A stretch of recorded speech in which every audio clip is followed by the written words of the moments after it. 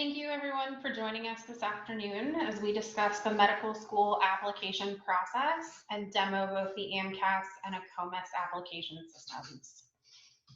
I want to start by discussing the fact that likely many of you have some concerns about how the COVID-19 pandemic is going to affect your application process for matriculation in fall of 2021. The National Association of Advisors for Health Professions has created this website to share updates for all of the professional programs. So for updates regarding the MCAT as well as AAMC, you can look under the Association of American Medical Colleges for all of the MD programs. AAMC is also the organization that oversees the MCAT. And then for information on the osteopathic programs or the DO schools, you can look under AACOMAS. Now, these links are live and updated regularly, so we encourage you to, throughout the process as the pandemic continues, to keep abreast of updates from these organizations. As of today, April 1st, there have been no immediate changes to the application timeline or deadlines by any schools. However, that is very possible to change as things continue to progress. Today, we're going to start off by just generally talking about the timeline for the application process. So we're currently in spring of 2020. Hopefully all of you have started to prep for your MCAT exam. The ideal timeline would have been to start prepping at the beginning of the spring semester, but for those of you who are potentially not taking your MCAT until a little bit later, at least starting to prep for that exam now. In addition, there are components of the application that you can begin working on during the spring semester. This includes the personal statement. So I will be having a personal statement workshop on Friday, April the 3rd at 1 p.m., which will also be recorded and posted to the Canvas page. In addition to the personal statement, there are other components of the application which you can start working on early, such as identifying letters of recommendation writers and starting to compile information for your experiences section. And we'll talk about those in a little bit more detail. You can also begin researching schools that you are interested in applying to. So the national average for MD applications is about 16 applications per student. And for AACOMAS or DO school applications nationally, it's about 9 schools per student. So we encourage students to start thinking now about the list of schools that you might be interested in applying to. And there are actually 2 really great sites that you can use to start that process. For the MD schools, you can use MSAR, which is the medical school admissions requirement. You can access that through the AAMC website. This is a subscription-based service. So the 1-year cost is, I think, $28. The 2-year cost is $36. And so this database provides one location for accessing the majority of information that you are going to be interested in and looking for schools that you might choose to apply to. So many of you are probably interested in applying to IU. We're going to use IU as our demonstration briefly and kind of go through the types of information that you can find within the MSAR. So the dashboard gives some just general overview information about the school in terms of tuition, what types of applicants they accept, median MCAT and GPA scores, and information about combined degrees. It also provides the application deadline. We are going to talk about later why you should ignore that deadline because you're going to want to apply well before November 15th. As you scroll down, it has information about the campuses. So IU does have a number of regional campuses throughout the It also shares information about the types of degrees and special programs that each school has, as well as the mission statement and general information. So the mission statement provides information about what the school's goals are and essentially what type of student they're looking for to achieve those goals. As we move forward, the admissions information shares information such as when is the earliest date that an application can be submitted and when will the application committee begin reviewing those applications. We'll come back to this date of July 1st later. MSAR also provides information on letters of recommendation. So for each school, what type of letters they're looking for, how many letters are required, and how many letters are accepted. I do want to point out that many schools will accept or may prefer committee letters. IUPUI does not have a committee letter process, and so all of you will be submitting individual letters of recommendation for your medical school applications. For schools that have secondary applications, which is largely most schools outside of IU, there will be information around the secondary application and associated fees.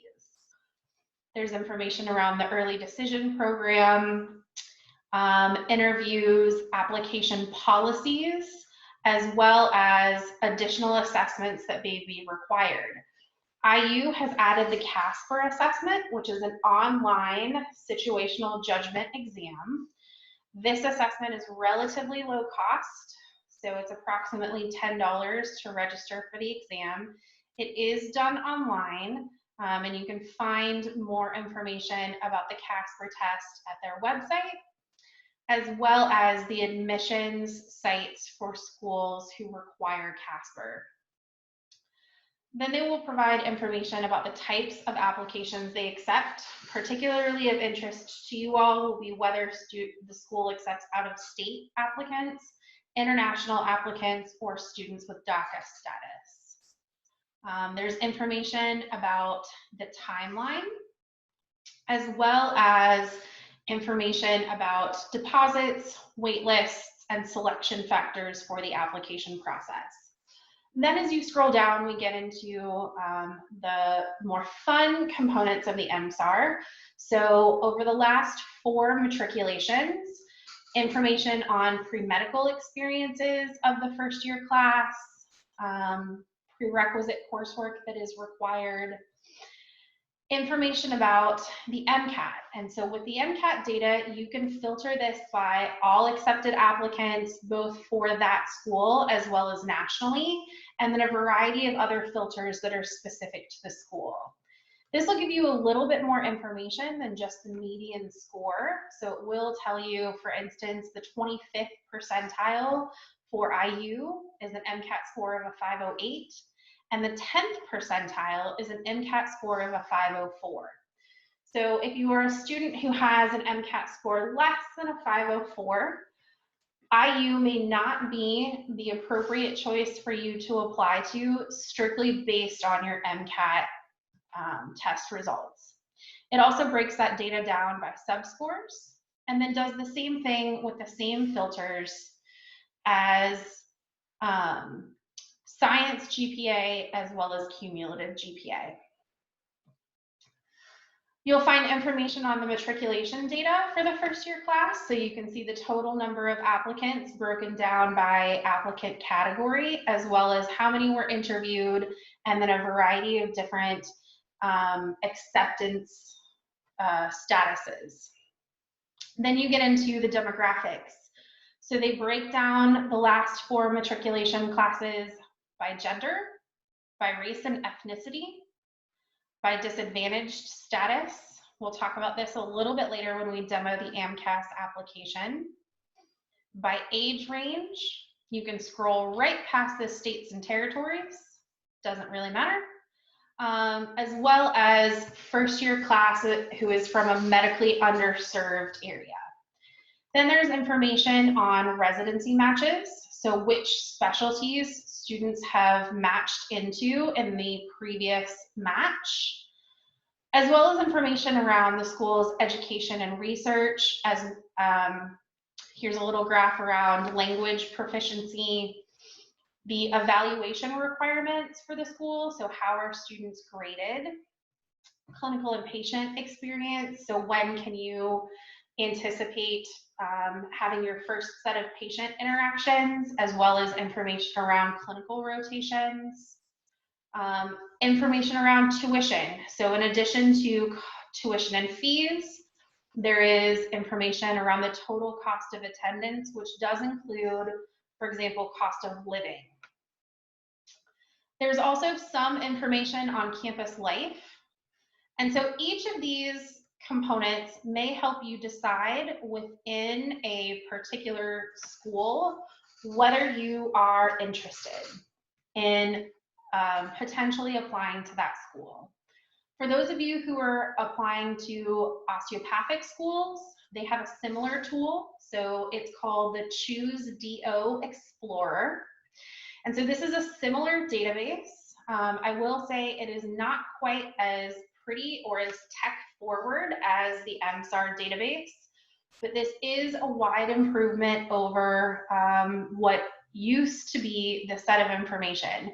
Prior to the current cycle that we are in, the DO schools had a PDF of all of this information. So at least now they've translated it into a somewhat searchable database. And although it doesn't have as many pretty graphics and is a little bit more text heavy, you can find a lot of the similar information for a particular school within the Choose DO database. And so this will allow you to select a list of schools that you are considering potentially applying to. At this point, I strongly encourage students to consider schools not on the basis of MCAT or GPA, because you don't have those measures in, yet. What I do encourage students to do is start to think about schools based on what are some other options, other components that are important to you. That might include location, that might include research opportunities, or whether that institution has a particular access to clinical rotations nearby, or whether you would be traveling for clinical rotations, whether it's in a urban or rural setting, as well as campus culture. So ideally, by the end of the spring semester, you should have a list of schools that is probably somewhat larger than what you actually intend to apply to, but will give you a list of schools that you're interested in. So once you get additional information, such as your MCAT score or your final GPA, to be able to kind of narrow that list down to what schools are appropriate for you. Moving into the summer, you will want to take your MCAT exam in the early part of the summer. We encourage students to take the MCAT between the middle of May to the middle of June. I do not encourage students to take the MCAT before May 9th in this cycle, because at that point you are preparing for final exams, and in this case specifically, the added challenge of moving all of your courses online. And so an MCAT administration between the middle of May or the middle of June will be a good timeline for you to apply early in the cycle, whether that's through an early decision program or whether you're applying regular decision but just moving early. You'll also want to submit your primary application early in the summer, and on the next slide we're going to talk a little bit about what those dates look like. And once you submit your primary application, then you may start to receive secondary applications from schools. And so your primary application is the centralized application system. So for most of you, that's going to be AMCAS or AACOMAS or both. And that is going to go to all of the schools that you choose to apply to. And so the secondary applications then come shortly thereafter, and they are from individual schools. And so a little bit later on, we'll talk about the more distinct differences between the primary and secondary applications. But as you begin to receive those secondary applications, you do want to try and turn those around in about 14 days. Your application will not move forward in the application process until you've started to submit those secondary applications to schools. As we move into the fall semester, depending upon the timeline of your actual submission, you might continue to receive secondary applications from schools, and this is also where interviews begin. So interviews typically start with early decision program applicants, and those can happen very early in the fall semester. IU typically does their early decision interview day within the first 2 weeks of September. Moving on through the fall semester and into the spring semester, interviews will continue. And this is the part where students tend to have a little bit of stress because the shift in control over your application moves from you, the applicant, to the admissions committee at each individual school. And so you might find that you have submitted applications to multiple schools and you receive an interview maybe midway through the fall semester for a particular school, but you haven't heard anything from additional schools. And that's okay. Different schools will move on different timelines. So just because you receive an interview invitation to, for example, IU, doesn't mean that because you haven't heard anything from other schools, you will not be receiving an interview invitation from additional campuses. Interviews typically run the duration of the fall semester and well into the spring semester. Once you have completed an interview at a school, you will typically receive your decision within 30 days. Now, some schools that might be a little bit quicker. Some schools that might be a little bit slower. It will largely depend on where you're at in the cycle, but you can expect to receive a decision again within 30 days. And that decision will typically be one of three responses. Accepted, in which case congratulations, rejected, or potentially put on a wait list.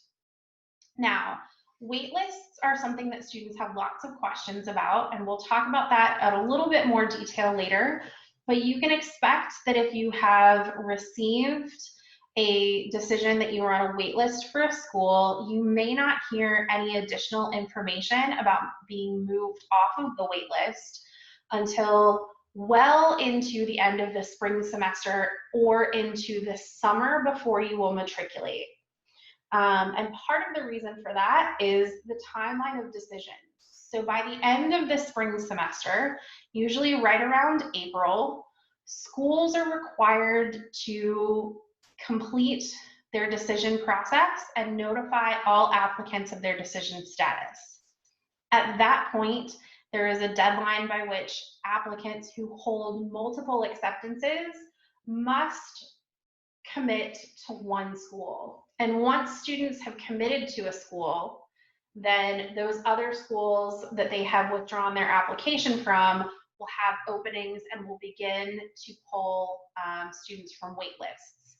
And so that can happen all through into the summer semester, as late as potentially late July. Again, I'll remind everyone, if you have questions, please feel free to submit those through the chat function, which you can find in the toolbar of your Zoom. So let's talk about the application openings. There are 3 application systems that you may use to submit your application to medical schools. The first one is TMD SAS. This is the application system for all public, medical, dental, and veterinary programs in the state of Texas. Now, most of you will likely not be applying through TMD SAS. The majority of students who use that application system are Texas residents or students who have a strong tie to Texas.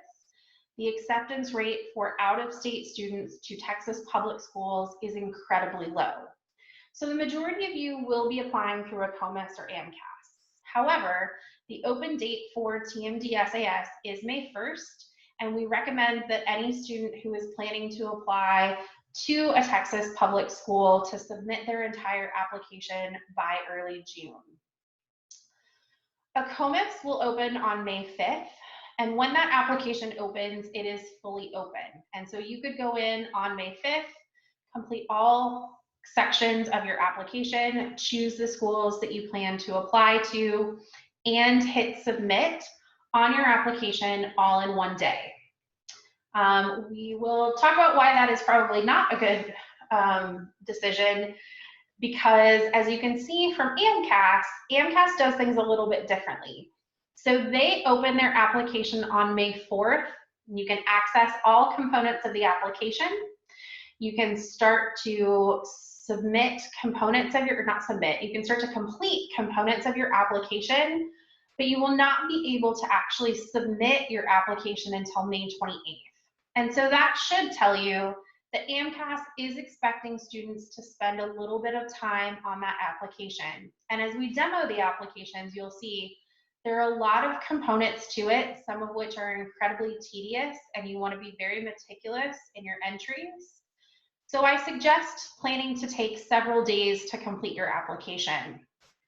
In either case, we recommend submitting your application by the 4th of July. So if you remember, we looked earlier at the IU School of Medicine and MSAR, and the earliest date that they will begin reviewing applications is July 1st. And the reason for that is when you submit your application through AMCAS, it will need a couple of extra components before it's ready to get to the medical school. One of those components is it has to be a verified application. So we're going to talk about that verified process shortly. But that process can take anywhere from a couple of days to up to 6 weeks, depending on the timeline of your application. The earlier you apply, the shorter that verification process is. So any applications that are submitted between May 28th and typically the kind of last week of June will not go to the medical schools until June the 26th. That's when AMCAS sends their first batch of applicants to medical schools. And as you saw in MSAR, IU will not begin reviewing any applications until the 1st of July. Many medical schools run on a very similar timeline. In fact, most do. And so whether you submit your application May 28th or June 10th or June 20th, you're largely still probably going to be in that first batch or two that the medical schools receive. In addition, the medical schools that have an early decision process, such as IU, will begin looking at early decision applicants and scheduling early decision interviews first, while they will continue to review regular decision applications and make interview invitations for regular decision interviews. The interviews that actually occur first are for those early decision applicants. So you have plenty of time to submit your application well into the 4th of July.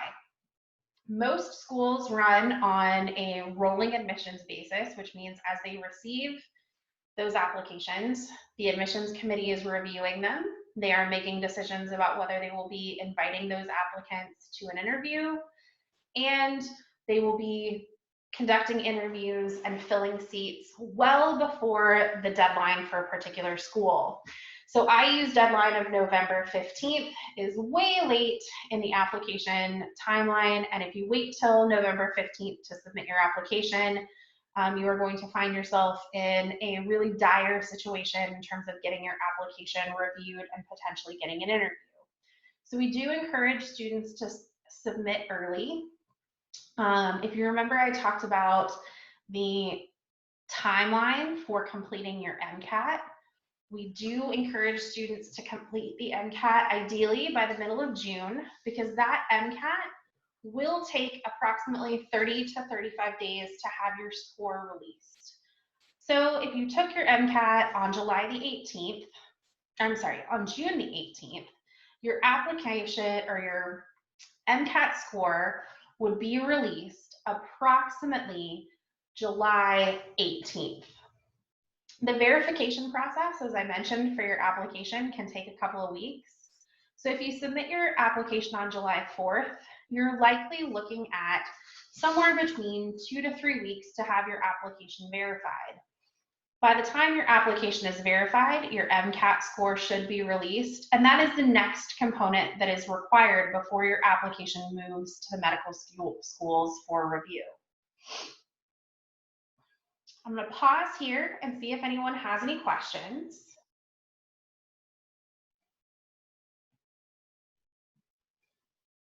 All right, so let's move forward with the difference between the primary and secondary applications. So your primary application is that centralized application service, again, either AACOMAS or AMCAS for most of you, or both. That application will go to every school that you select to apply to, and so it is generic to the school. They will all receive the same information by and large. It is mostly a data entry application. And so as we move forward with demoing the applications, you'll start to see the types of data entry that will be included in each application system. And largely the primary application is used to confirm requirements such as prerequisite coursework, GPAs, MCAT scores, and additional holistic review components that the schools are looking for.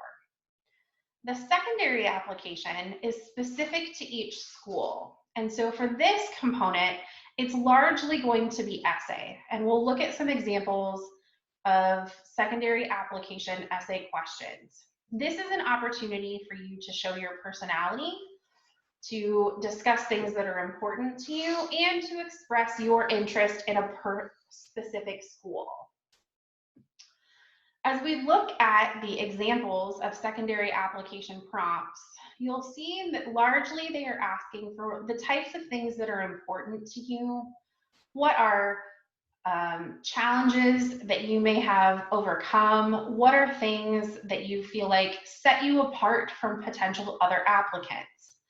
And so across your secondary applications, you might see themes of particular types of questions. The last example on this page around a significant personal challenge is an essay prompt that is very common to see in secondary applications. However, each school may phrase their question differently and have differences in characters, words, or page requirements for an individual essay response. Typically, a secondary application is going to have between 3 and maybe 9 or 10 questions per application. And so you want to spend a significant amount of time responding to these essay prompts thoughtfully, but you also want to turn these around in a relatively quick time frame. So as I mentioned before, approximately 14 days per application to get this turned around so that your application can continue to move forward. This is another really good reason to submit your application early. So many schools send secondary applications to any verified application that they receive. Some schools may have some sort of internal threshold that they use to determine which of their applicants receive a secondary. And for example, that could be something like a particular MCAT or GPA score. What this means is if you apply to several schools, so let's say you're going to apply to 10 medical schools, you could potentially get 10 secondary applications back. And you're going to want to turn all of those around within about 2 weeks. And you'll largely probably get them about the same time. There might be some that straggle in, but you're going to get the bulk of them basically within a few days of one another. And so the earlier you submit your application, the more time over the summer you'll have to work on your secondary applications and turn them around.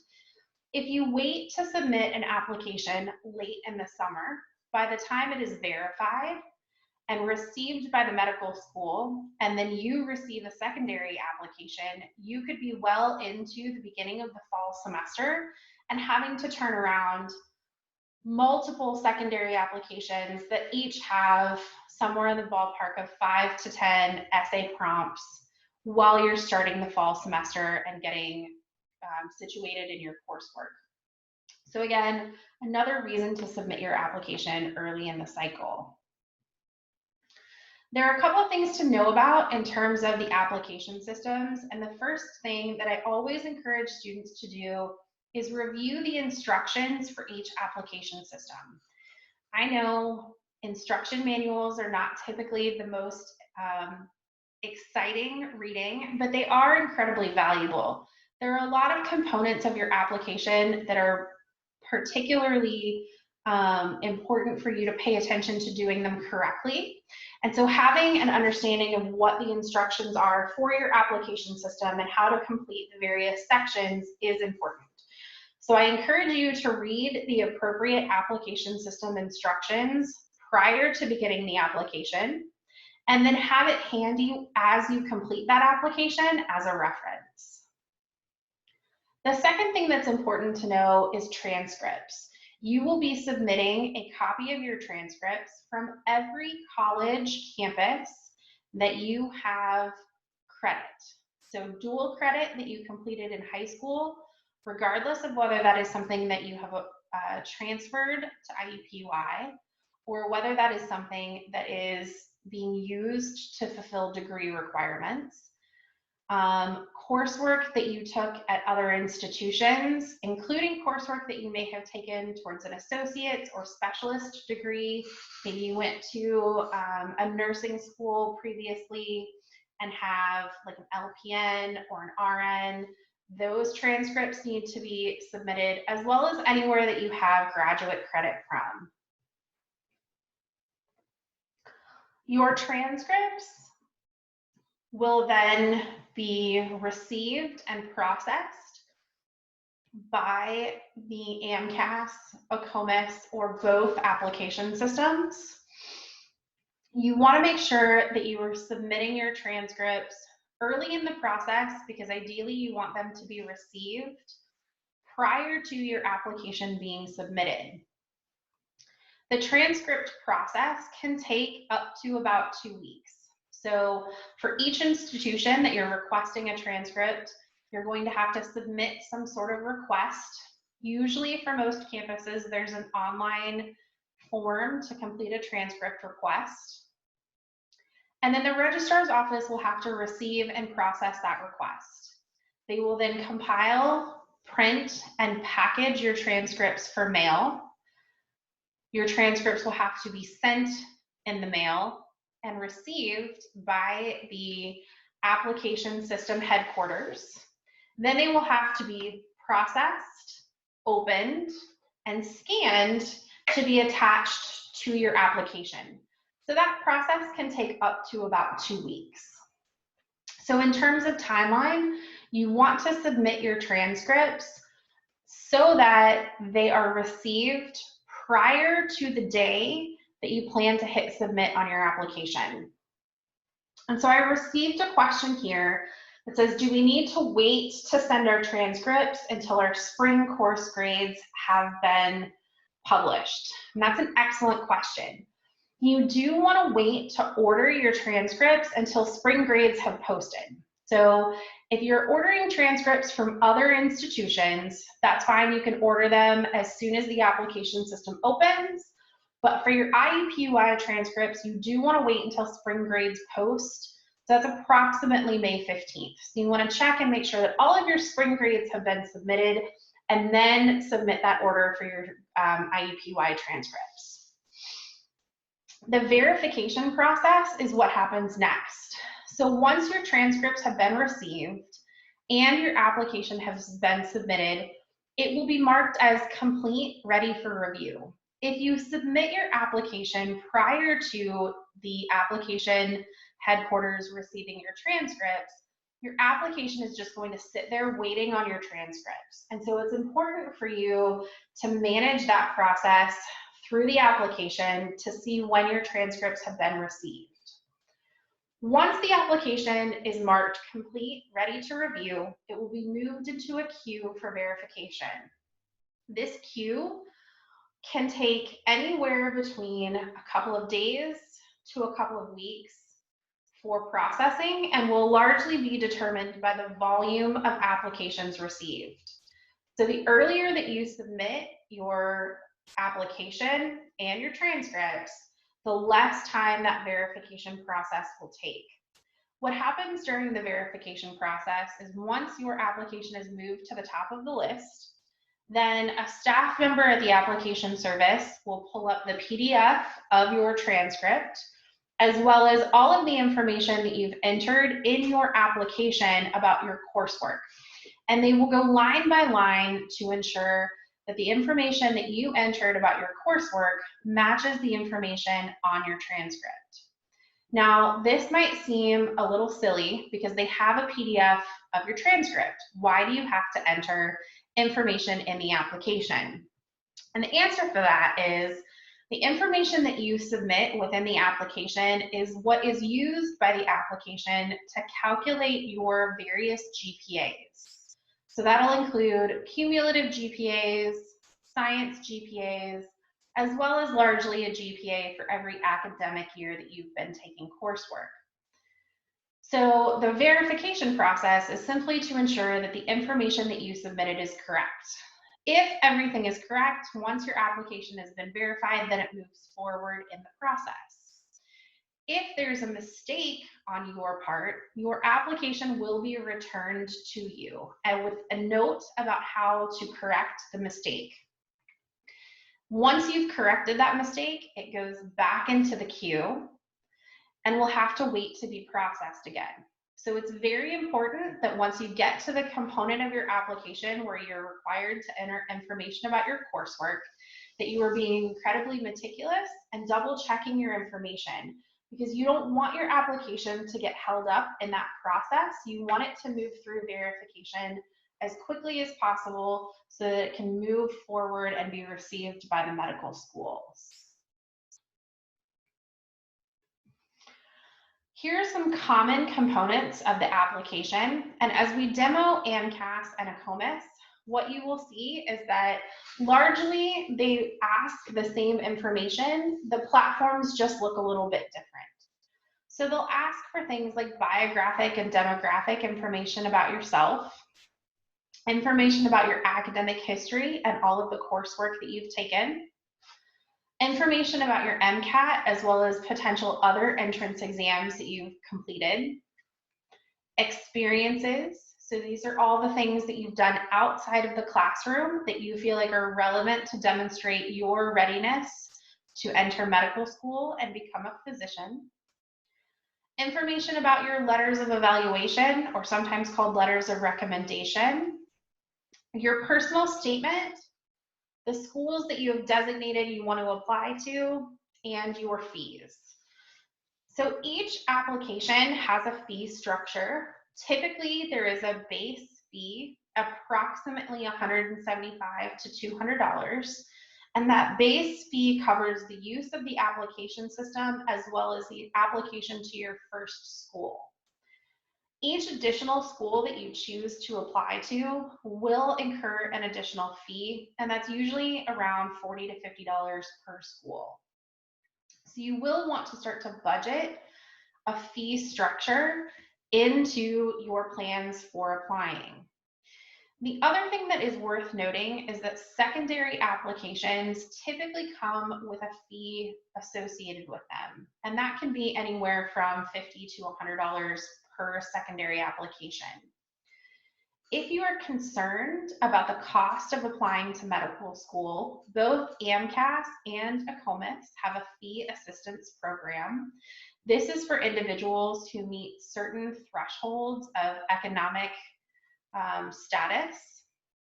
And so if you're concerned and want to look into the fee assistance program, you can search for AMCAS fee assistance or AACOMAS fee assistance to find information on the application process and what each fee assistance program covers.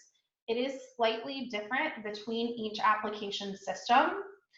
Typically, schools who have a secondary fee will waive or greatly reduce the cost of the secondary fee for students who have a fee assistance waiver.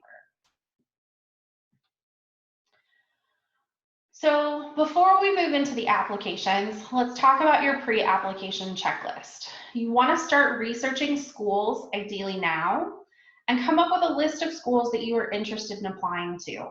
You also want to begin exploring the application service, which is what we're going to move into next. You also should get advice from a pre-professional advisor. So if you are a student in the School of Science, or if you are an honors student in any major, you can schedule an appointment with the PREP's office through SSC Campus, which you can access through your one.iu portal. If you are not a School of Science student, you can schedule an appointment with the Health and Life Sciences Advising Center. You can find information on how to schedule an appointment with their office by visiting hls.iupui.edu. Regardless of which office you schedule an appointment with, someone will be able to assist you in reviewing and preparing your application. You also want to start identifying recommenders, those individuals who are going to be writing your letters of recommendation. I encourage students to start that process approximately the time that we return from spring break, and reach out to individuals and ask them if they would be willing to write a strong letter of recommendation on your behalf. Be prepared that many recommenders will ask for additional information, perhaps a first draft of your personal statement or a copy of your updated resume. Be prepared to have a timeline to provide those recommenders with the information that they need to write a very strong letter of recommendation on your behalf. You'll also want to start composing your essays. So most of you will be writing only a personal statement. However, if you are planning to apply to a dual degree program, for example, an MD PhD program, you may have additional essays that you need to complete as a part of your application. Your personal statement is something that you can begin working on now and should ideally have completed before you begin working on your application.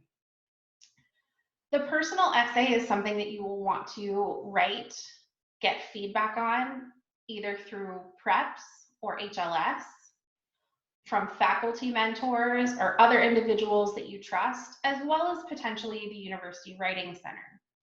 So you'll want to give yourself plenty of time to write and revise that essay.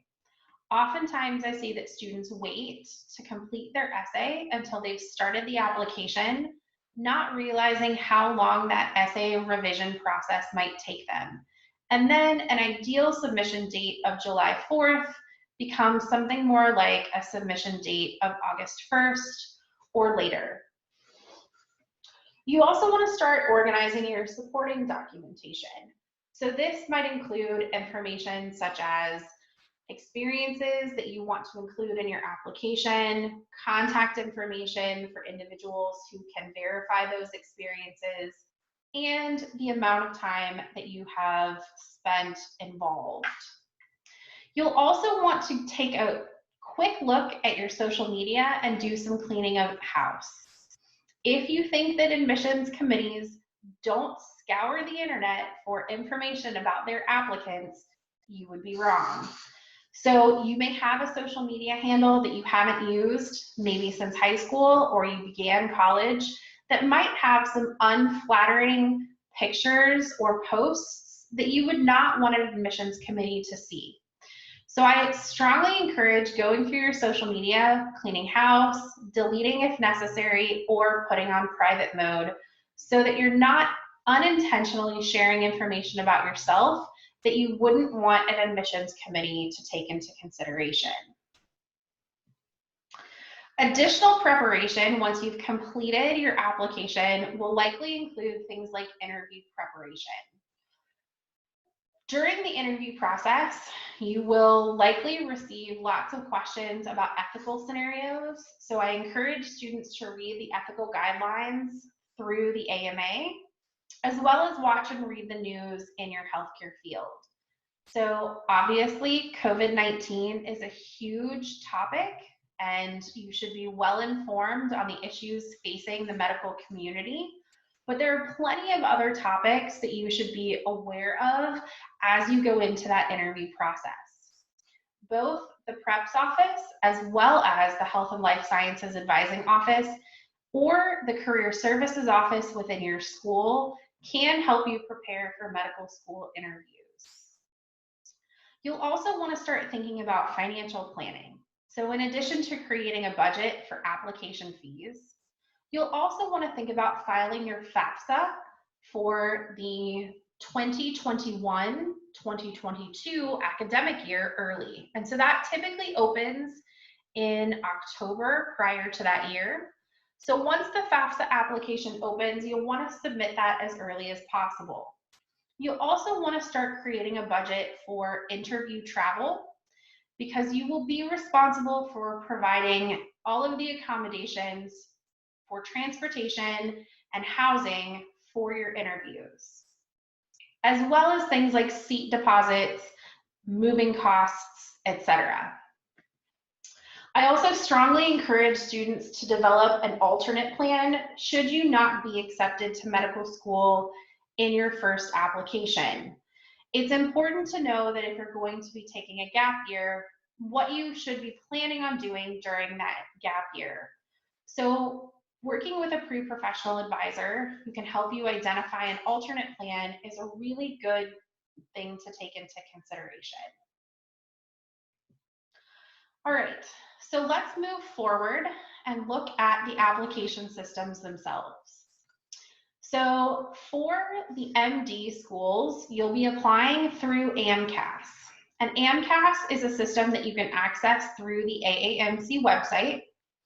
Once you've created your AMCAS account, you will be able to see your application. Now, if you sign into the AMCAS system today, you're going to see the 2020 application cycle. This is not the application that you will be using. This is the application for students who will be matriculating into medical school in the fall of 2020. And this application is about to close. You will be applying through the 2021 application cycle, which will not open until May 4th. However, you can always access previous cycles. As you can see, I have messed around in applications in previous cycles. And so if you want to hop into AMCAS and play around in the 2020 application, as long as you don't submit the application, you're not really doing any harm. This is the dashboard for your application, and it will largely look the same when the 2021 application opens next month. Here you can find information about the components of the application and which sections you do or do not have completed.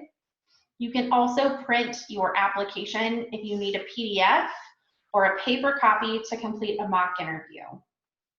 You'll also find information on tracking various components of your application that need to be sent, including your transcripts as well as letters of recommendation. In addition, you'll find some quick links to components that will help you prepare for and complete your AMCAS application. When you move into the first section of the application, it's going to ask for identifying information. So this is things like your legal and preferred name, as well as information about your birth and sex. The biographic information section asks for information such as your preferred and permanent address, as well as alternate contacts, citizenship, and state of legal residence, and optional self-identification. Now, this section is not required.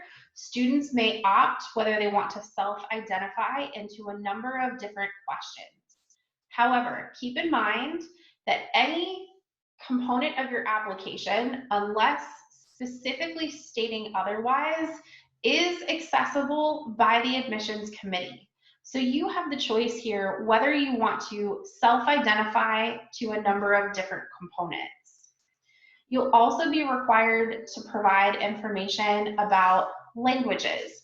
Every student is required to submit information about their native language, as well as any additional languages that you may speak at a fluent, conversational, or proficient status. There's information required about your childhood, both in terms of where you grew up, but questions about your background. Was that area medically underserved? What type of economic status did you come from? And how are you paying for college? This section also includes information about military service, as well as honorable or dishonorable discharges, and questions about felony and misdemeanor convictions. Please be aware that if you select yes to a felony or misdemeanor conviction, you will have a subsequent box that appears with 1,325 characters to explain the circumstances.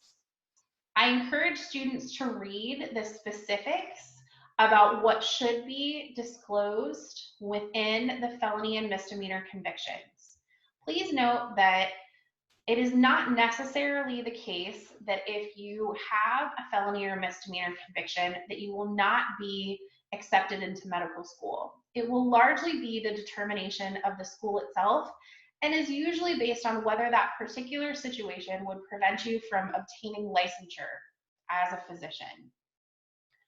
You will also be required later to submit to a background check. So if there is information that you do not disclose in your application that appears on your background check later, that is largely a reason for schools to withdraw admissions offers. Here, you can provide information on whether you would like to be considered as a disadvantaged applicant. There are considerations for what are typically deemed disadvantaged students and are related to factors around social, economic, or educational disadvantages. If you select yes, you'll have a box that pops up with an additional 1,325 characters to explain why you believe you should be considered disadvantaged. You'll then be required to provide information around your parents, siblings, and dependents. As we move on to the next section in your application, you'll see that you will be required to provide information about all schools that you've attended. So they will ask for what high school you graduated from, but you will not be required to send in high school transcripts. Then you'll be required to submit information on any school where you have attempted post-secondary or foreign coursework. So for each institution, you will be asked a number of questions around, was this an undergraduate institution? How long were you there? What was your major? Did you complete the degree or not? So this is the section of the application where you want to make sure that you are including every campus that you have attended separately. IU Bloomington is a separate campus from IUPUI, as well as any of the regional campuses within the IU system. So if you have coursework from multiple IU campuses, you will need to enter each IU campus separately. This is also the case for Ivy Tech or other campuses that have other institutions that have multiple campuses. Then for each school, you will be required to submit transcripts. You'll have the opportunity to create a transcript request form. This transcript request form should be submitted with your request to the school for your transcript. And so each form provides a number of different components of information. Information about the school that you're requesting the transcript from, as well as who you are and where the transcript should be mailed to. It also has a barcode as well as information about your AAMC ID. This allows AAMC and AMCAS to quickly link your transcripts with the appropriate application. Some of you may have more common names, and so there may be someone else who is applying to medical school in the same cycle. There may be someone else who is applying to medical school from a same institution who has the same name as you. So it's important to submit this transcript request form with your transcript request. At IU, we use an online portal to request transcripts. You can save this as a PDF, and there is an option for you to submit your transcript request forms through the online portal. Another thing that's important to remember is that although you will submit information about each IU campus separately, IU uses a centralized transcript, which means no matter which campuses you've attended, all of your information will appear on one transcript. So you will only have to order one IU transcript that will have all information about any of the IU, IUPUI, or regional campuses that you have attended. This is also the same for Ivy Tech. So it doesn't matter whether you use the transcript request form from IUPUI or the transcript request form for another institution. When you submit that request, AMCAS will process it all the same. So just remember, courses or campuses will go in separately, but transcripts from IU, you will only need to send one. Then it will ask if you have previously matriculated at another medical school and if you've ever had any institutional action, including academic misconduct or student code of conduct violations. Again, if you select yes, you'll have a box that pops up that provides 1,325 characters for you to explain each instance. Please note that many schools require students to submit information from the Student Code of Conduct Office to verify whether you have any institutional action on your record. So again, this is an opportunity where you want to disclose information that may be found later. After you complete the school's attended section, you will move down to the coursework section. And this is where you will submit information about every course that you have taken at a particular campus. There are a number of tutorials here that will help you understand how to enter information about basic coursework, as well as a variety of different specialized courses that you may have, including study abroad, AP coursework, or future coursework. For each course, you will be required to select the academic year, term, your year in school, and this is all dependent upon the information that you enter for a particular campus. You'll then enter information about the course. So if you're entering information about K101, for the course number, you would include BIOL-K101 as the entire course number. The course name is Concepts in Biology 1. You will then classify the course. So K101 is obviously a biology class, so that would get classified as biology. Now, this is important for you to review the applicant guide and understand how courses are classified, because AMCAS has a limited number of course classification options. So for example, our neuroscience students, or any student who's taken a neuroscience course, will find that neuroscience is not in fact listed as a course classification. Regardless of the fact that at IUPUI, neuroscience courses are coded currently as Sci-B, just like our psychology coursework, if it's truly a neuroscience course, you'll find that neuroscience coursework should be classified as biology. So you'll want to make sure that you're paying specific attention to the course classifications to ensure that you're coding courses correctly so that they are included in the appropriate GPA calculation. You'll then enter information about the course, such as the credit hours, transcript grade, whether it was a lecture, lab, or both, and any special course types.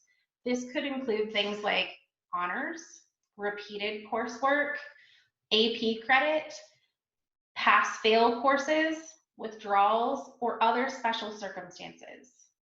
You'll then hit save and add another and do this for every course that you have taken. So for most of you, you're going to have 90 or more credit hours of coursework to enter. This is the component of your application where you really want to take time, make sure that you are reading the instructions and paying specific attention to doing this meticulously and double checking. I strongly encourage students to print off a copy of their unofficial transcript, use a ruler, grab a pen, and go through this line by line, marking off as you go. You can never spend too much time or be too meticulous in this section of your application. So I received a question that says, what about the courses that we're taking after you've submitted the transcript and the application? Can we send the grades for these courses later, or should we complete all pre-med courses before submitting the application? So you do want to complete, ideally, all of your pre-med coursework before you submit your application, largely because all of those prerequisites will be covered on the MCAT. However, you will find that you are able to include coursework that is currently in progress or future planned courses. So many of you will include the courses that you are taking either in the summer or in the fall semester that you're already enrolled in. Those courses, because they're future coursework, will not have an academic grade attached to them and will not be included in the GPA calculations. However, it will tell the medical schools what future coursework you are planning on completing. And there is an option later, once those grades have been posted, for you to send updated transcripts to individual schools as necessary. All right, so let's move on to the next section, which is the work and activities section, often referred to as experiences. So in this section of your application, you can include up to 15 entries. For each entry, you're going to choose a type of experience to categorize it. And AMCAS has a number of different experience categories that you may choose from. You'll also provide it a name. This is not an opportunity to be kitschy, just give it a name. So if it's research in the pathology lab, just name it research in the pathology lab. You'll include information about the start and end date. You'll note that AMCAS doesn't give you an option to select currently involved or something that you're presently doing. You will have to anticipate an end date for each experience, as well as provide information on the total number of hours that you've been engaged with that experience. For things that you've done repeatedly, maybe you have a summer job that you go back to each year, you can select yes and then provide information for up to 3 more occurrences. You'll be required to share information about the organization as well as a contact who can verify the experience. Largely, your contacts will probably be supervisors or other individuals that you reported to. However, there may be instances where it would be relevant for you to include yourself as a contact. For example, if you had your own small business, or if you have been playing an instrument or part of a sports team for a vast majority of your life, there's probably no one else who's going to be able to verify that outside of yourself. So it is acceptable in certain instances to include yourself as the contact. For each of the experiences that you include, you will have 700 characters to describe the experience. This is about 3 to 4 sentences. You want to use the first sentence to just briefly describe the activity and provide a little bit of context for the reader. The next sentence should address your crowning achievement or primary contributions to this experience, and subsequent sentences should address the learning and transformation that has taken place as a result of this experience. You will do this for all experiences that you include up to a total of 15. It's important to remember that the quality of experiences is much more important than the quantity. So many of you may not have 15 experiences, and that's okay. Don't try and fluff to reach the maximum of 15. Again, there are lots of types of experiences that may not be directly relevant to the healthcare field that you choose to include, such as part-time jobs, artistic endeavors or hobbies, or volunteering or community service that is outside the realm of healthcare. These things are still important to include in your application. Some of you may have more than 15 experiences that you want to include, and you're going to have to get creative about which ones you choose to include, or how do you potentially group experiences. One common grouping is to include all of your shadowing experience in one, providing a contact name for one person that you've shadowed, and then additional contact information within the experience description section. For up to 3 of your 15 experiences, you can choose to designate them as most meaningful. For those 3 experiences, you'll be prompted to complete a most meaningful summary, which is 1,325 characters that addresses the impact you had as well as the personal growth you experienced as a result of your participation. So 15 experiences total. Up to 3 of those 15 experiences can be your most meaningful. Moving past experiences, you'll move into the letters of recommendation section.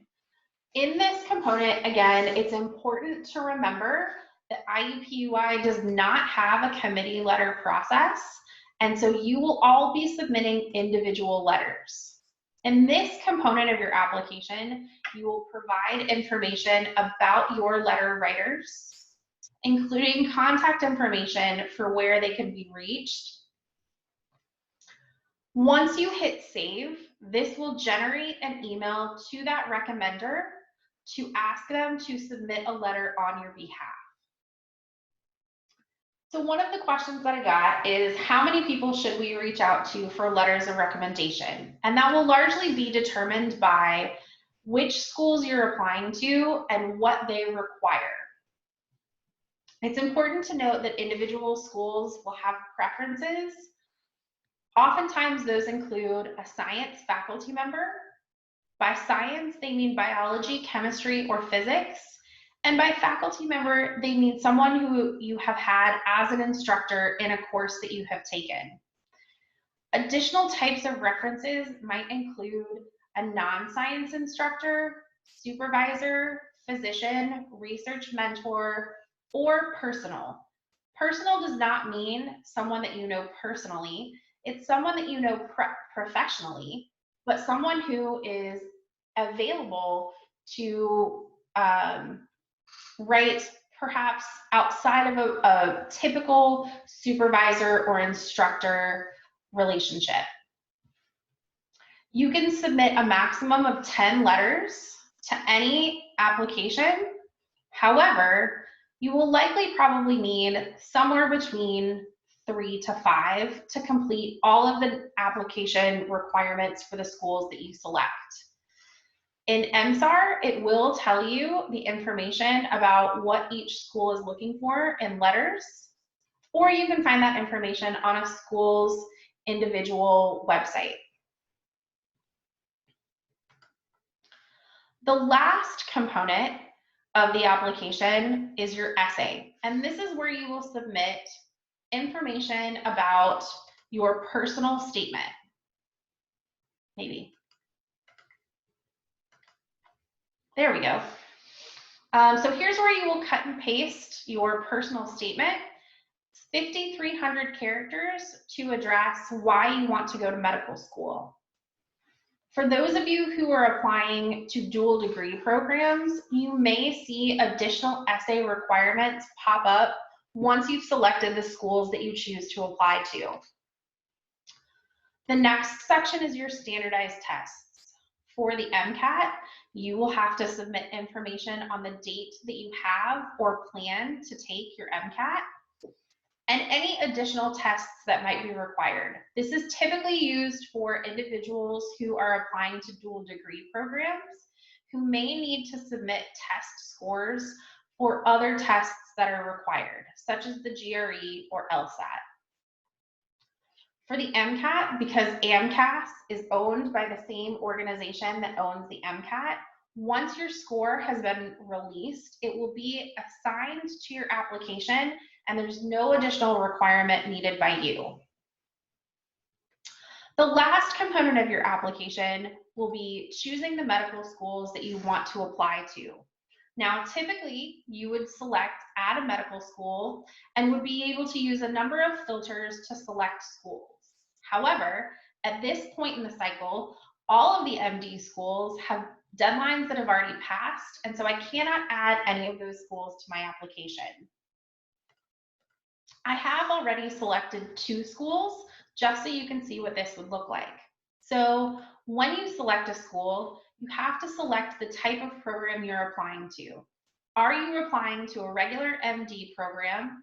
Are you applying early decision, in which case many schools may have restrictions on the type of student who can apply early decision? Or are you applying to a dual degree program? They will ask if you've applied to that medical school in previous years, and then we'll provide information on how to assign letters of recommendation to specific schools. You will not be able to submit an application for a school after their deadline is passed. So I cannot currently submit my application, not that I would, for either of these schools because both of these schools have deadlines that have already passed. You will see at the bottom of this section the balance that is due, and that is calculated based on the number of schools that you have applied to. Once you've completed your application and submitted it, again, you'll want to go back to your dashboard for your application and monitor things such as whether your transcripts have been received or whether your letters of evaluation have been received by the applicant. Okay, so the next thing we're going to look at is the AACOMAS application. And again, this application system is for the osteopathic or DO schools. It will largely require the same information, but you can see that the format is much different. The AACOMAS application is broken into 4 quadrants. The first quadrant is personal information. And so this personal information will ask for largely the same types of information that you saw in the biographic and contact information section in AMCAS. I do want to point out the release. So this is something that I couldn't show you in AMCAS because once you complete this section in AMCAS, it disappears. But each application does have a set of releases. This is a variety of things that you have to agree to in order to use the application system. One that I want to point out is the advisor release. We do strongly encourage students to authorize the release of your application to the pre-health advisors on your campus. That releases your application to a select number of people who have been authorized by the campus to have access to application data.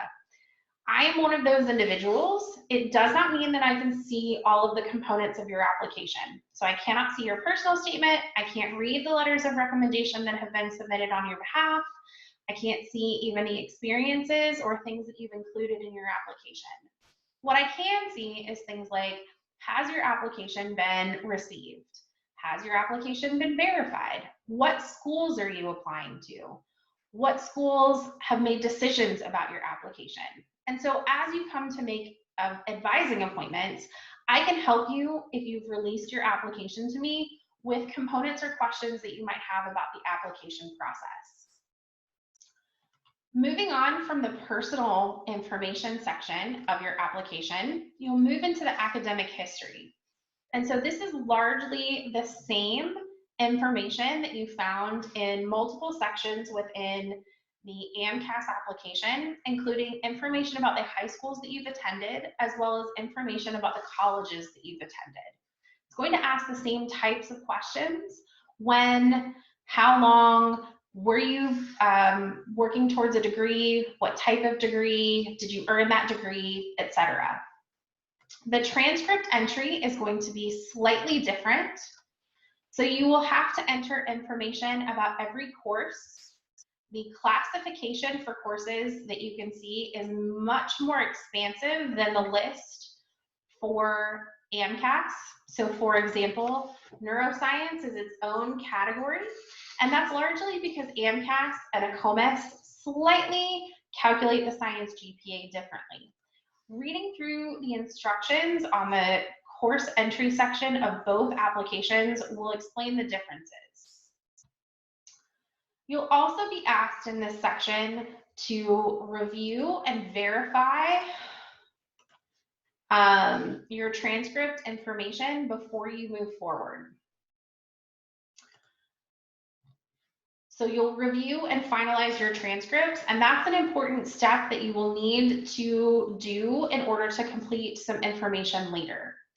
You'll also be asked about any continuing education courses that you have completed. So for those of you who might have licenses or certifications that require you to complete continuing education units, here's where you would enter that information.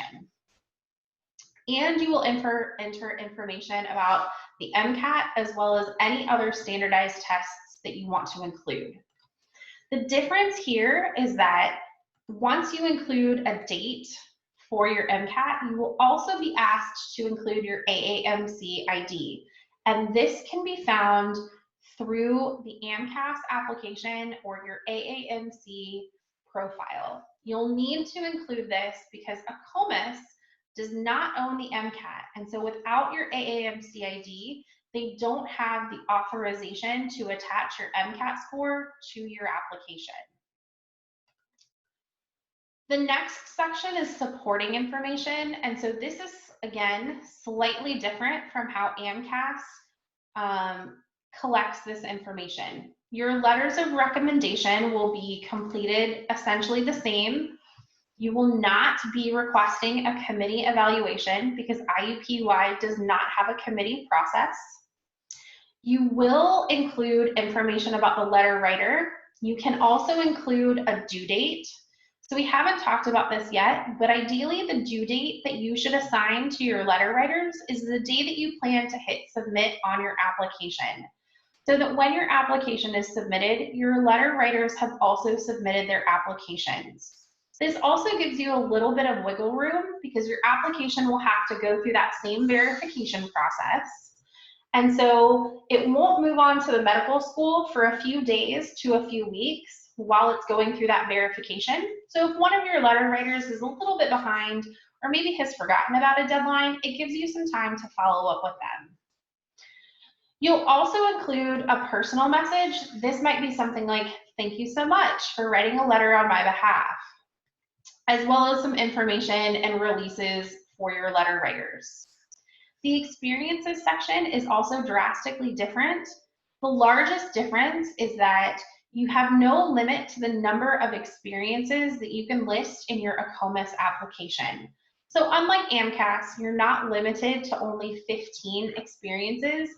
You can list as many experiences as you would like to have considered as a part of your application.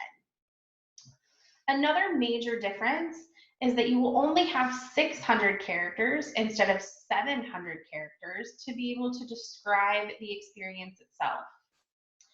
Small other differences include you, instead of having to enter total number of hours, you'll enter the average weekly hours and the total number of weeks that you were involved. And then AACOMAS will calculate the total number of hours for you. There is also no option to designate experiences as most meaningful. So you can include as many experiences as you want, but there's no way to designate which experiences are most important to you. AACOMAS also separates achievements out from experiences. So this is where you can include things such as honors, awards, publications, or presentations that you might want the committee to review on your behalf. There is also no limit to the number of achievements that you list in this particular section. The personal statement is the last section within this component of your application. It's also 5,300 characters and asks you to address why you want to be an osteopathic physician. The last section is program materials, and this is where you will add the schools that you are choosing to apply to. Now, one thing that you will find is that DO schools tend to have much later application deadlines. So as you can see, there are a number of schools that have deadlines that are either today or later in the month of April.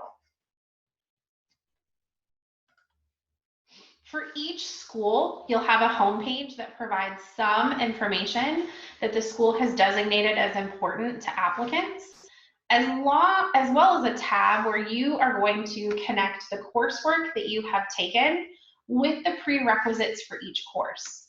Now, if I had completed entering all of my transcript information, as well as reviewed and finalized my transcript entry, I would have the option here to then attach courses that fulfill specific requirements. So I could attach the courses that I've taken that require or that fulfill the requirement of organic chemistry so that the school knows specifically which courses I have that have completed this prerequisite. When you're done, you can submit your application. And again, it will not let you submit applications until they are complete. It will provide the total that you are due based on the number of applications that you are applying, or the number of schools that you are applying to. You'll then provide your credit card information and submit your application. AACOMAS has a separate section for you to be able to track and print your application. So this is where you can follow up on whether your transcripts have been received, whether your evaluations have been received, and to print copies of individual applications as well as monitor their status.